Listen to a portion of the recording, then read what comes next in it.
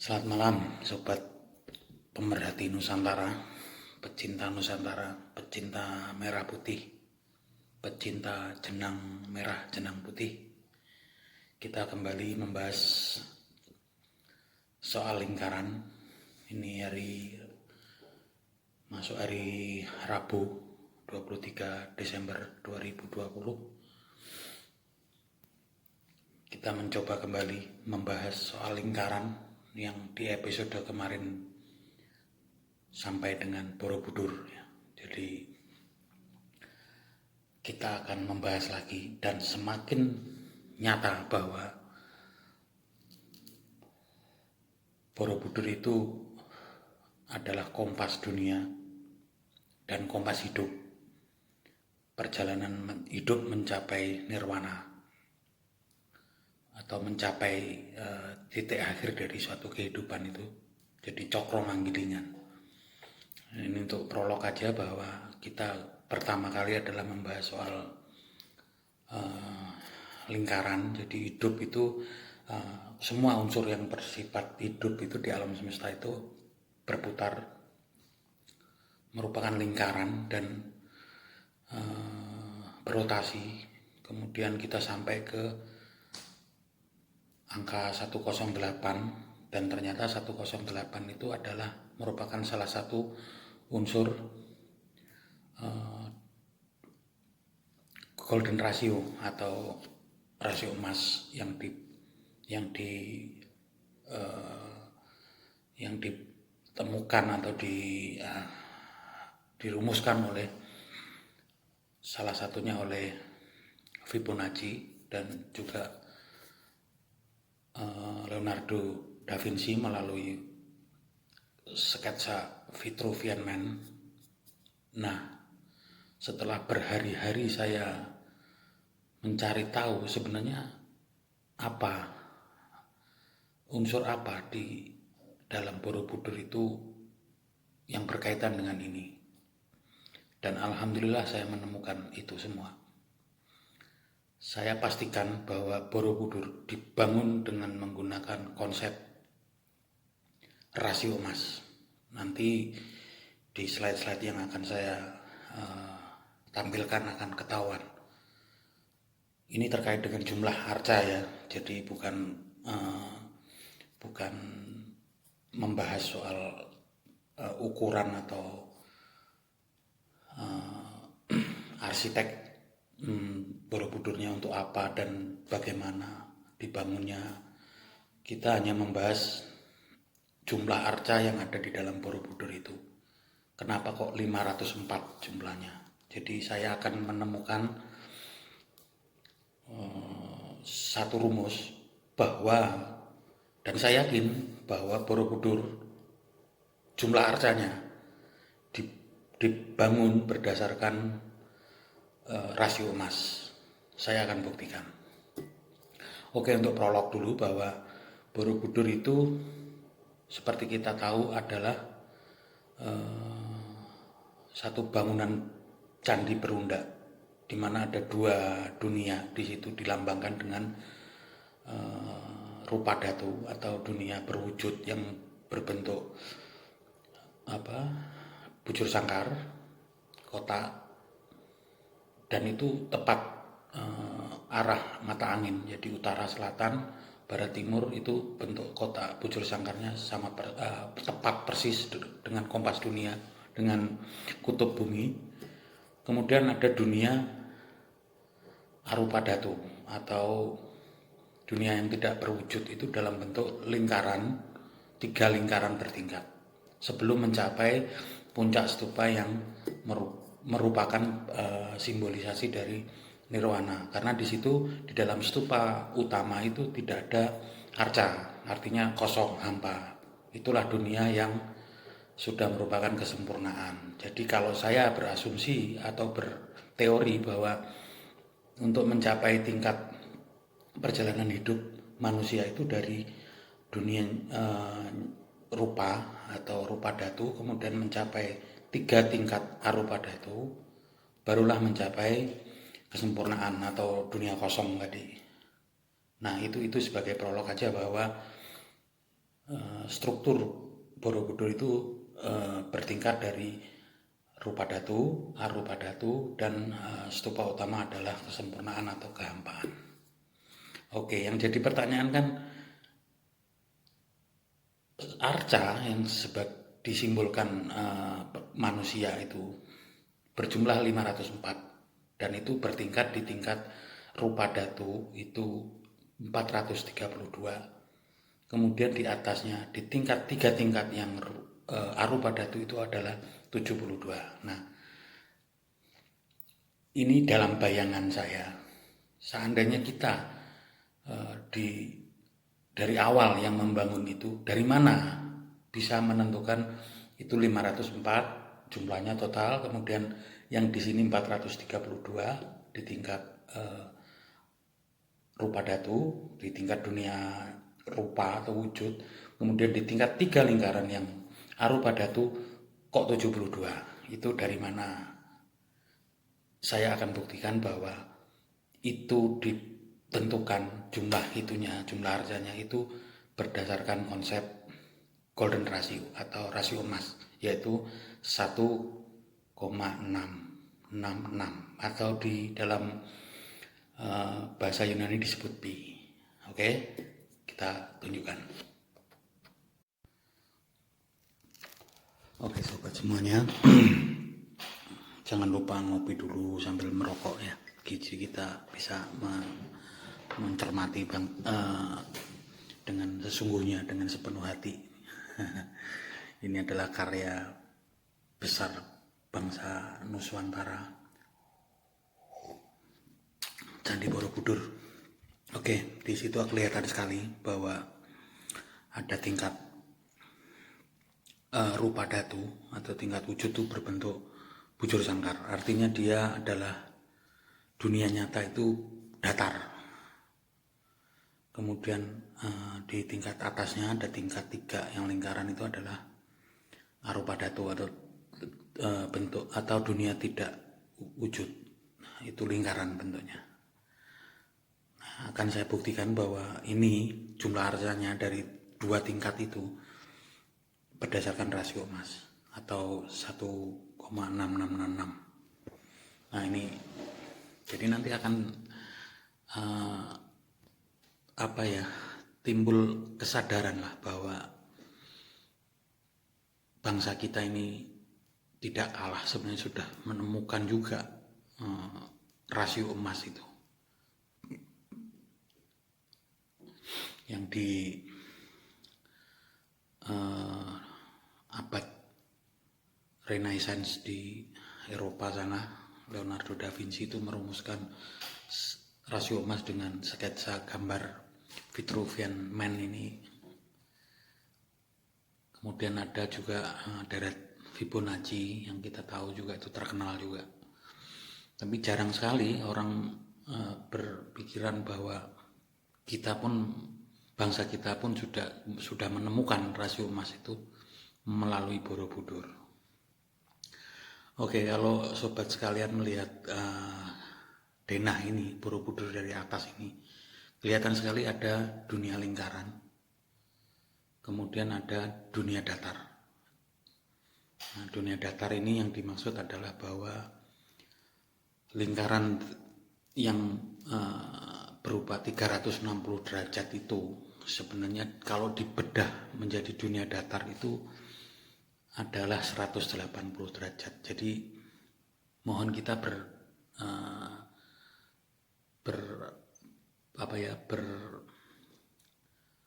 berasumsi atau membayangkan lah bahwa kalau kita melihat cakrawala itu kan datar, artinya 180 derajat garis datar. Disitulah ketahuan arah utara, timur, selatan dan barat.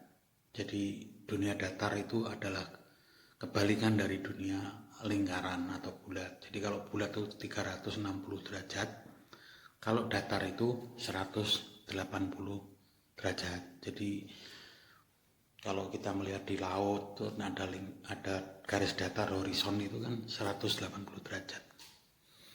Oke, ini rumus saja bahwa lingkaran itu 360 derajat. ya 360 derajat. Kemudian kita pernah membahas juga bahwa di dalam lingkaran itu apabila kita bentuk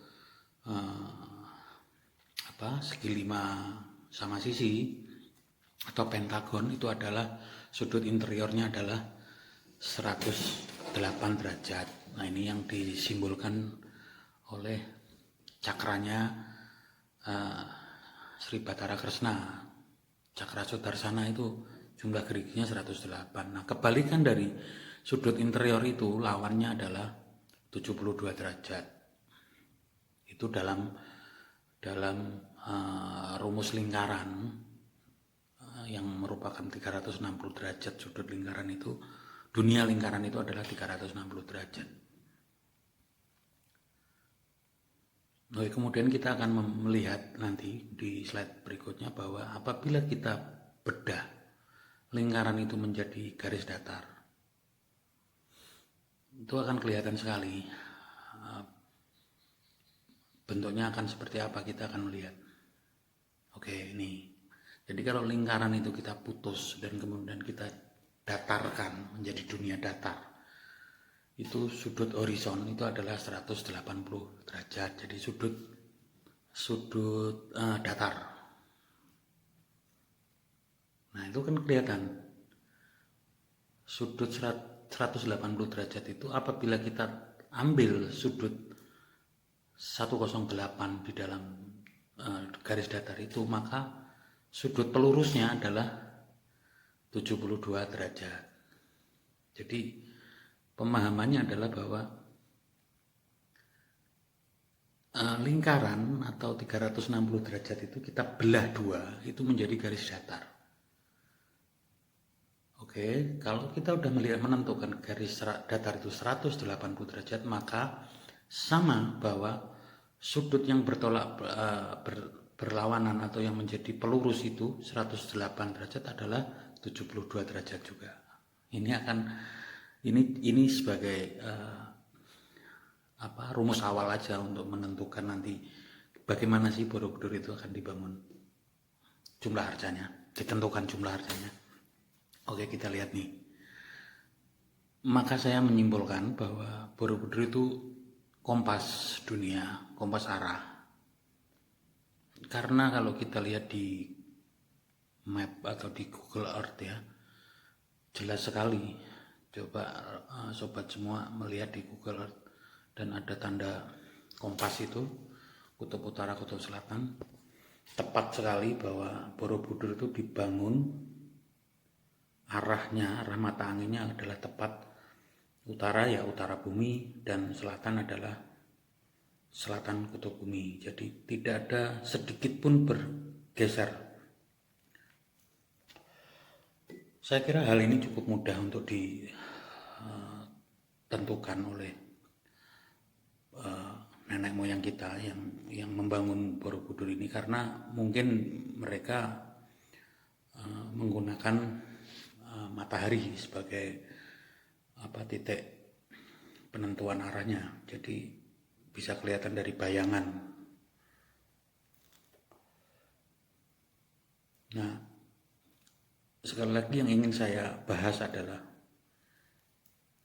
sudah ditentukan oleh yang menginginkan Candi Borobudur ini bahwa ini harus merupakan kompas dunia, Borobudur ini, dan merupakan kompas hidup. Jadi ditentukanlah bahwa harus ada dunia nyata, rupa atau rupa dhatu, kemudian ada dunia arupa dhatu. Nah, mungkin di dalam pemahaman agama atau kebudayaan waktu itu, rupa dhatunya 5 tingkat, kemudian arupa dhatunya 3 tingkat. Nah, di sini akan ditentukan. Ini sobat, ternyata saya ngutak-ngatik jumlah arca itu, jumlah di dalam rupa dhatu atau dunia wujud, dunia yang berupa itu ditentukan berdasarkan sudut datar. Jadi 180 derajat dibagi golden ratio. 1,66. Itu menghasilkan angka 108. Jadi setiap sisi dunia rupa datu tadi ditentukanlah 108. Itu didapat dari 180 derajat dibagi dengan 1,66 atau golden ratio. Demikian pula di tingkat dunia arupa datu, ada 3 lingkaran itu 360 derajat dibagi 3 dan dibagi dengan golden ratio. Monggo dicoba sendiri perhitungan itu. 360 derajat dibagi 3 lingkaran dan dibagi lagi dengan golden ratio. Faktor pembaginya sama, golden ratio. Menghasilkan angka 72. Jadi menarik sekali kan bahwa ternyata jumlah arca di 2 tingkat dunia di dalam Candi Borobudur itu ditentukan berdasarkan golden ratio. Jadi 108 di tiap mata arah angin di tingkat dunia nyata, dan di tingkat arupa datu yang di 3 lingkaran itu adalah 72 keseluruhan, karena tidak ada arah mata angin di situ. Jadi pemahamannya mungkin sobat-sobat sudah bisa memahami. Nah ini, jadi 108 tiap sisi di tingkat rupa datu, dan ini tepat mata arah angin.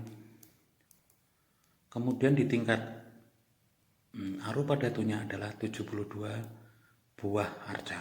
Nah, itu dibagi atau didistribusikan ke dalam 3 lingkaran itu, yang jumlahnya kalau tidak salah adalah 16, 24, dan 32. Jadi total keseluruhan ada 72.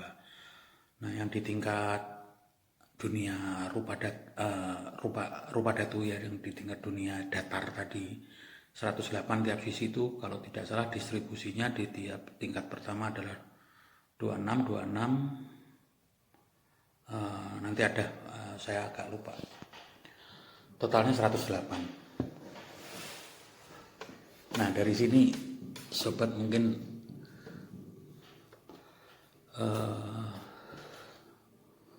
saya bisa yakinkan bahwa golden ratio yang berperan di dalam proses penentuan jumlah arca di dalam Candi Borobudur itu.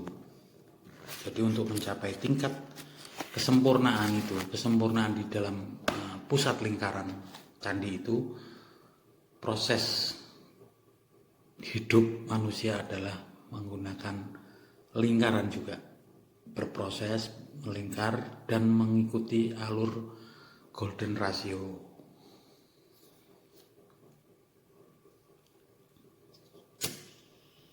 Rokok dulu. Nanti setelah ini kita akan lihat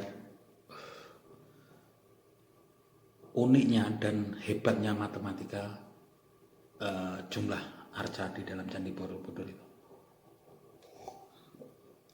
Oke sobat, ini jumlah arca keseluruhan. Jadi setiap sisi di dunia datar tadi adalah 108. Jika kita kalikan 4 dengan arah mata angin, maka jumlah total keseluruhan adalah 432 jumlah arca di dalam dunia datar. Kemudian di tingkat arupa datu yang berbentuk lingkaran, 3 lingkaran itu, jumlah keseluruhannya adalah 72. Oke, inilah matematikanya ya. Ternyata 432 dikurangi 72. Jadi dunia datar itu keseluruhan dikurangi dengan dunia lingkaran, dunia arupa datu tadi, 72 jumlahnya berapa? 360 juga. Jadi secara keseluruhan sebenarnya ini juga lingkaran. Oke. Nah terus sekarang kita ambil jumlah keseluruhan. Jumlah dunia datar 432 ditambah jumlah total dunia lingkaran itu 72. Jadi totalnya 504. Sekarang kita balikkan. 504 itu sama dengan 2 kali 360 dikurangi 108. Artinya apa? Jumlah semua arca itu adalah simbolisasi dari 2 gaya lingkaran yang dikurangi dengan sudut interior segi 5.